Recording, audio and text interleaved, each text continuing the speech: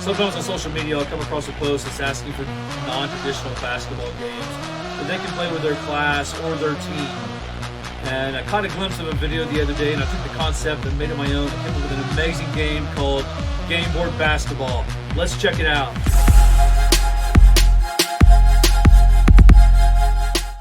This is a great shooting activity for your team or for your class that you can do. It actually combines just great shooting mechanics, shooting skills, and taking board games such as Monopoly and Sorry and making it a great activity for everybody.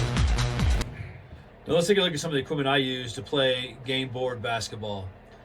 I take 4 gym mats. I'll put them on the half court line and the out of bounds lines to separate all 4 teams. I'll take a green cone, blue cone, red cone, and yellow cone and set them on the mats as well. That way they know where to line up before they take their shot. I also take 15 to 30 hula hoops. These represent game pieces. Think of St. James, St. Charles, Park Place in Monopoly. That's what these represent. I will also take 4 colored cones, red, yellow, blue, green, to represent the different game pieces that we're going to use. First thing I use the wristbands to separate the teams. I always put them in that bag, as was talked about in my tip of the year. I have red, yellow, blue, green. I'll go down the line and they'll draw out 1 wristband and they know what team that they're on. And then I have 1 basketball for each team. And then I make up about 12 poly spots. These are the game pieces. Think of the cards you draw in a game. That's what the poly spots are. They also tell you where you're going to shoot your shot from. Let's take a look at the poly spots. Now this is how I make up my game pieces to play game board basketball. The first thing I'm going to do is I'm going to make my shooting spots. I want to make one for each side, so I make a number 1, 2, and 3 for each side. So that's 6 pieces right there. And then I'm going to make my pieces to make them that I'm going to put inside the hula hoops. I'm going to make 1 forward, 2 forward, 3 forward, 1 backward, 2 backwards, 3 backwards.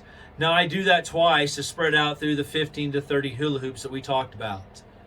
I would love to share the Canva link, the Canva file that I've already made for you. It's yours. All I ask is like this video. Once I have 8 likes in this video, I'll post a link in the remarks, and all you have to do is download it and use it for yourself.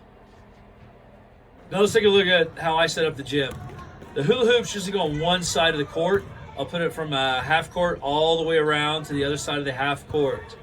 Now what I'll usually do is each round I'll make the team switch from one side of the gym to the other, because there is a little bit of an advantage being on the one side where the hula hoops are.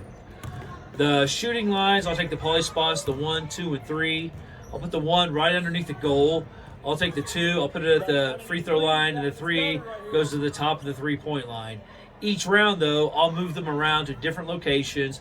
Think around the world for the 1 and 2, and the 3, I just move it around the 3-point line.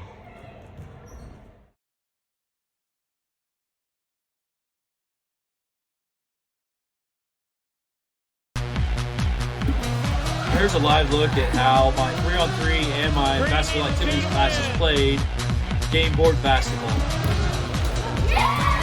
Go move your piece.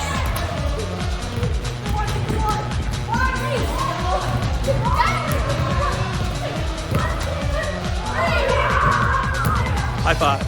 Woo. 1. Or no, 2.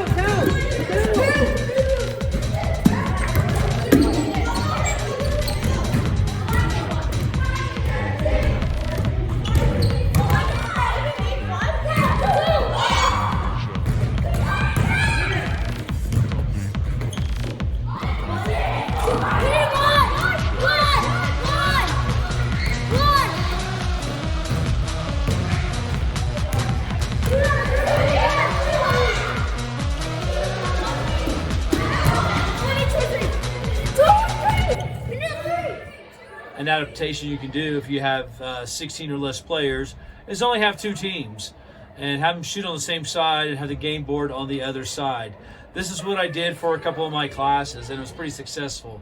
What I did is I elected a team captain to go down and be responsible for moving the game piece each time somebody scored. This is pretty effective, but when I had 4 teams going and more than 16 players on the court, it became too chaotic to do it that way. So I ended up having the player that made the shot go move their own piece. I really hope you enjoyed watching game board basketball. If you have any questions or feedback, make sure you leave them in the comments. Make sure you like and subscribe to Front Range Physical Education. Thanks for tuning in.